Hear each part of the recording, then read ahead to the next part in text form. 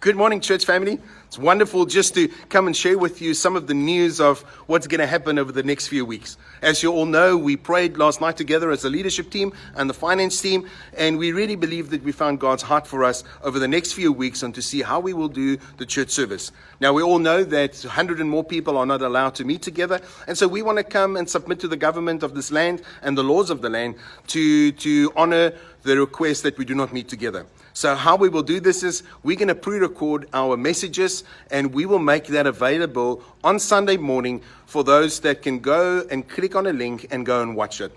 So we're really, really excited about that. Now, you might say, Jean, we've got a challenge just with bandwidth and with data. How do we do this? We will also make the message available, just the word part of it, where you can go to Podbean, you can click on the link, and you can listen to the message, and it would hardly use any data. So how this is going to work is we will do the pre-recording. We're going to package it in such a way where the link will take you to a web page, where we will also post two worship songs that's linked to YouTube that you can go and listen, so that you can still do your worship as part of your church service experience, which is now not going to happen in our building here, but it's going to happen in our homes. Now, we all know that church is not a building. That's just a place where the church gathers, but we are the church. And so I want to invite you to invite people into your home. Now, we want to be wise in the amount of people that we invite, but still, I don't want us to totally isolate ourselves from people in such a way that we lose the contact and the fellowship which God has wanted us to live in. So we're going to be wise in the way that we do that. But we will pre-record our services. We will send the link either via SMS, like every week where you get that SMS about the Sunday service. We will also send it through to you via WhatsApp, through our different small groups, through the different teams that you serve. And I want to say that if you're not part of a team or a small group somewhere, please connect with us on our WhatsApp number for the church, 081 749 2534. I will post that number in the comments below once we're done, so that you can go and connect with us there, and we can make sure we stay in contact, send prayer requests. But I do want to ask that if you're part of a small group, that you do that through your small group leader, through your team leader, and whichever team you serve in the church, so that we can make sure everybody has been looked after and cared for and being prayed for, in this weeks to come. So the weeks that would be affected is March, this coming week, the 22nd, the 29th of March, then the 5th of April, the 10th of April, which will be Good Friday, and the 12th of April, which is Easter Sunday.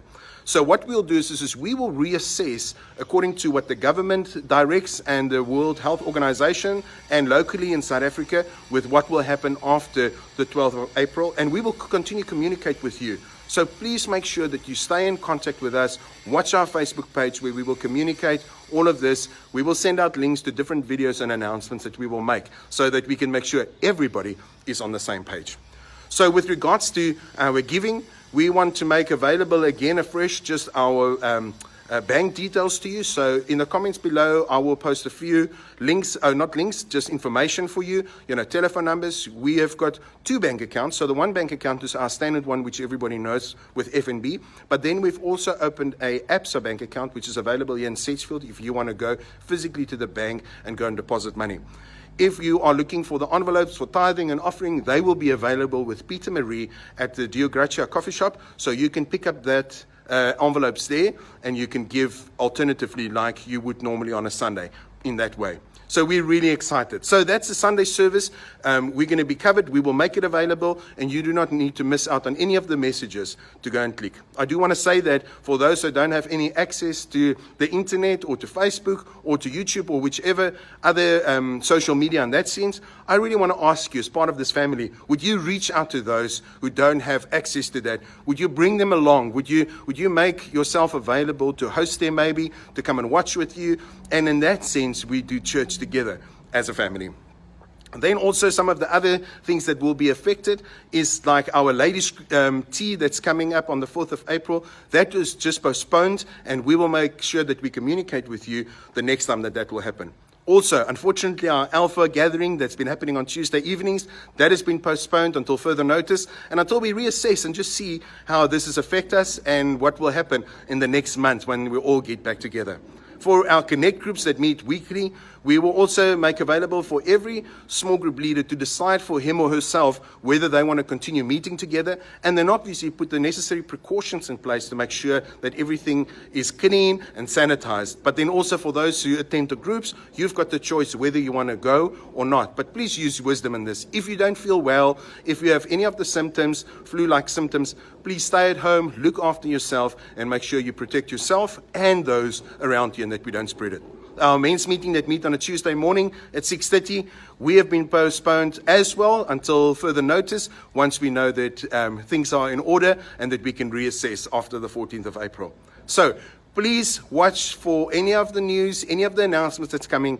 We will make sure that we over-communicate to you everything that's happened. But please, if there's anybody that you know that needs to hear this message, this announcement, please make sure that you connect with them, invite them for a cup of coffee, and talk through these things. I also want to say that as we're not encouraging people to meet in large groups together, I still do want to ask that you don't isolate yourself to the extent where you're totally alone and where you feel vulnerable, and where if there's any prayer requests, that you do reach out to people around you and ask those to come and pray with you. Please send us a WhatsApp if you're not part of a small group, and then we can pass that on to our prayer team to pray for you.